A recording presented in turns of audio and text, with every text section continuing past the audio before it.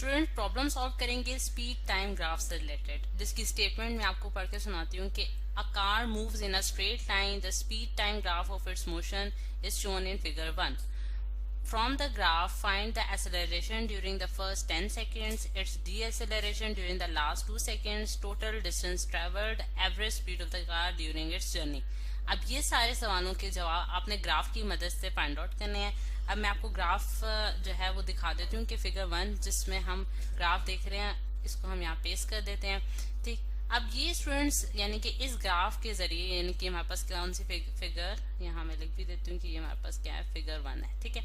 अच्छा, फिगर 1 की मदद से आपने जो है इन चारों सवालों के जवाब देने हैं. अब सबसे पहले 1 बाय 1 हम इसको स्टार्ट करेंगे. उससे पहले मैं आपको थोड़ा सा ग्राफ एक्सप्लेन कर देती हूँ. जो हमारे पास कार है वो स्ट्रेट लाइन में मूव कर रही है. ठीक है, moves in a straight line, और उसकी जो मोशन है वो इस रेड लाइन के जरिए दिखाई गई है कि वो किस तरह का पाथ फॉलो कर रही है.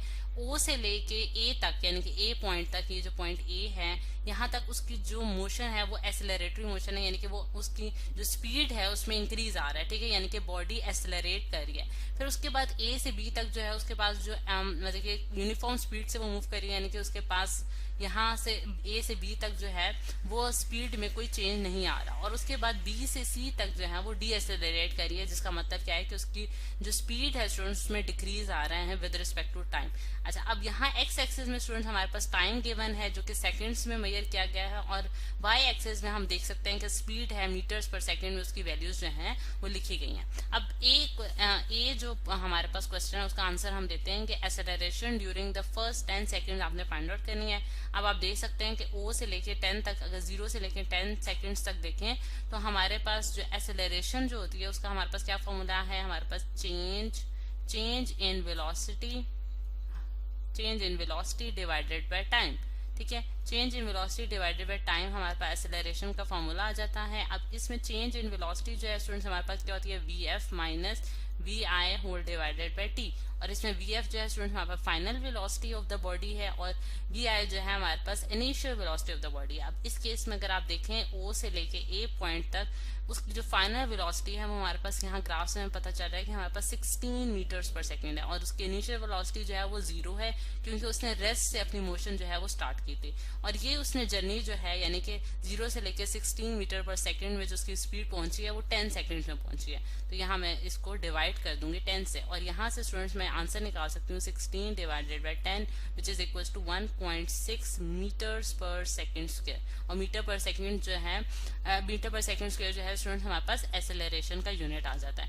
फिर सेकंड पार्ट पे अगर हम जाएं, सेकेंड पार्ट में वो हमें ये कह रहे हैं कि आपने डी एक्सेलरेशन फाइंड आउट करने हैं ड्यूरिंग द लास्ट 2 सेकंड्स. यानी कि आप देख सकते हैं कि 28 से 30 तक जो है वो हमारे पास जो है वो लास्ट 2 सेकंड्स बनते हैं, यानी कि वो अपनी जर्नी जहां एंड कर रहा है वो पॉइंट सी है. ठीक है, सी पॉइंट पे उसकी जो जर्नी है वो एंड हो रही है, मतलब कार जो है वो यहाँ आके स्टॉप कर रही है, और बी से लेके सी तक जो है वो पॉइंट है जहां वो डी एक्सेलरेट कर रही है, यानी कि लास्ट 2 सेकंड में उसकी डी एक्सेलरेशन जो है वो वाकई हुई है. अगर हम देखें कि अब जो क्योंकि हमने सेकंड पार्ट को हमने सॉल्व करना है, यहाँ मैं पार्ट बी लिख देती हूँ.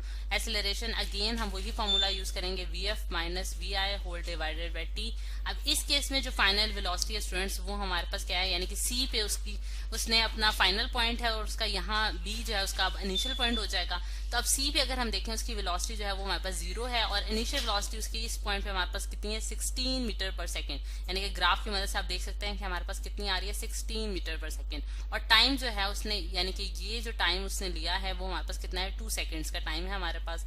ठीक है, यानी कि 28 से लेके 30 तक जो है उसने टाइम लिया है ये का मतलब ये डी एक्सेलरेशन प्रोड्यूस करने हैं. और 30 माइनस 28 में करूँ तो मेरे पास 2 आता है, यानी कि 2 सेकंड्स में उसने डी एक्सेलरेट किया बॉडी. तो 0 माइनस 16 जो होगा -16 डिवाइड बाय 2 हो जाएगा, और हमारे पास आंसर जो आता है वो -8 मीटर्स पर सेकंड स्क्वायर आता है. ठीक है, यानी कि जो डी एक्सेलरेशन प्रोड्यूस किया स्टूडेंट्स बॉडी ने वो क्या है, -8 मीटर्स पर सेकंड स्क्वायर. अब आपने स्टूडेंट्स फाइंड आउट करना है total distance travel by the body. अब आप देख सकते हैं कि इस केस में हमारे पास जो total distance travel by the body है वो हमारे पास क्या होगा, उसके लिए मैं आपको दिखाती हूँ कि अगर हम देखें कि पार्ट सी हम सॉल्व करना चाह रहे हैं, जो total distance travel by the body होगा वो हमारे पास एरिया अंडर द कर्व होगा, एरिया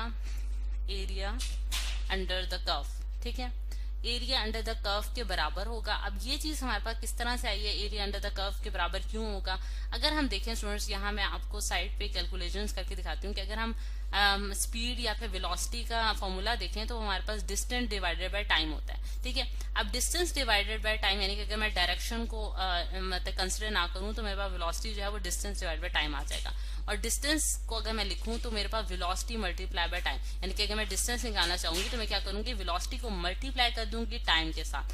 और अगर आप ग्राफ में देखें स्टूडेंट्स, दोबारा मैं ग्राफ की तरफ आती हूँ, अगर आप देखें यानी कि एक तरफ हमें स्पीड दी हुई है और दूसरी तरफ हमें टाइम दिया हुआ है। अगर मैं स्पीड को मल्टीप्लाई कर दूं टाइम के साथ तो मैं डिस्टेंस फाइंड आउट कर सकती हूँ, और वो डिस्टेंस जो है वो मेरे पास क्या हो जाएगा, एरिया अंडर द कर्व, यानी कि जो इस कर्व यानी कि रेड लाइन के अंदर अंदर जो एरिया आ जाता है वो उसके बराबर हो जाएगा। यानी कि हर इस पॉइंट पे मैं टाइम को मल्टीप्लाई करूंगी स्पीड के साथ और मुझे डिस्टेंस मिलता जाएगा।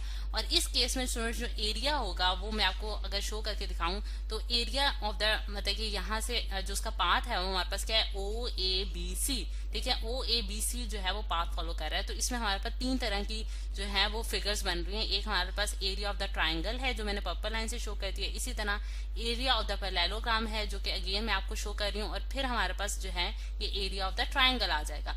अब इन सब एरियाज को मैं जब एडअप करूंगी तो मेरे पास total area under the curve आ जाएगा, जो कि मैं यहाँ लिखने जा रही हूँ कि डी जो है स्टूडेंट्स हमारे पास क्या है कि एरिया ऑफ ट्राइंगल है। हमारे पास ट्राइंगल हमारे पास क्या है, ओ ए यहाँ अगर मैं इसका नाम दे दूं, दोबारा से फिगर की तरफ जाते हैं स्टूडेंट्स, ओ ए, और इसको मैंने ई पॉइंट कह दिया है और इसको मैंने एफ पॉइंट कह दिया, यानी कि ये पॉइंट और ये पॉइंट मैंने ई और एफ के नाम से डिनोट कर दिया है। तो यहाँ मेरे पास क्या आ जाएगा, ओ ए ई, ठीक है, ओ ए ई, और फिर उसके बाद A B E F plus area of the parallelogram जो कि मेरे पास किसके बराबर आ रहा है, area of the parallelogram A B F E, और प्लस मेरे पास आ जाएगा students area of the triangle, again area of the triangle जो कि मेरे पास क्या आएगी, बी सी एफ। ठीक है, यानी कि इन सब दो ट्राइंगल्स और पैरेललोग्राम का जब मैं एरिया एडअप कर दूंगी तो मेरे पास एरिया अंडर द कर्व आ जाएगा।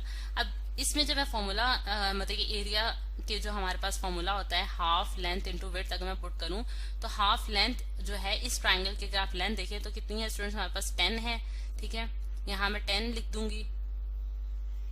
ठीक है, अब यहाँ मैंने स्टूडेंट्स 10 लिख दिया, और इसकी जो हाइट आ रही थी वो हमारे पास 16 आ रही थी, plus area of the parallelogram अगर आप देखें वो भी हमारे पास 28 माइनस 10 करूं तो मेरे पास कितना आता है, 18, और लेंथ जो है वो अगेन हाइट जिसे आप कह सकते हैं वो हमारे पास 16 है, प्लस एरिया ऑफ द हमारे पास ट्राइंगल जो आ जाती है, एरिया ऑफ द ट्राइंगल वो हमारे पास क्या है, हाफ, और लेंथ इस केस में हमारे पास 2 है, और जो विड्थ आ रही है या फिर हाइट है वो अगेन हमारे पास 16 आ जाती है। ठीक है, अब ये सारी मतलब कि मैंने जो वैल्यूज हैं ये मैंने ग्राफ की मदद से ले ली हैं। अब यहाँ इसको जब हम सॉल्व करते हैं स्टूडेंट्स तो हमारे पास क्या आंसर आ रहा है, यहाँ अगर मैं इसको जो है कैलकुलेटर की मदद से सॉल्व करती हूँ तो मेरे पास कितना आंसर आता है, यहाँ स्टूडेंट्स 80 आता है, और प्लस 288 आता है, और प्लस 16 आता है।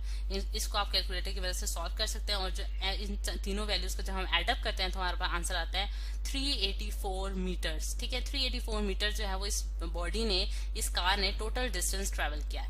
अब स्टूडेंट्स एट द एंड यानी कि जो आपके पास थर्ड जो आपने क्वेश्चन सॉल्व करना था उसमें आपने क्या फाइंड आउट करना है, एवरेज आपने फाइंड आउट करनी है स्पीड। एवरेज स्पीड जो है वो आप जानते हैं कि हमारे पास उसका फॉर्मूला क्या होता है, total distance divided by the total time taken by the body. ठीक है, total distance divided by total time.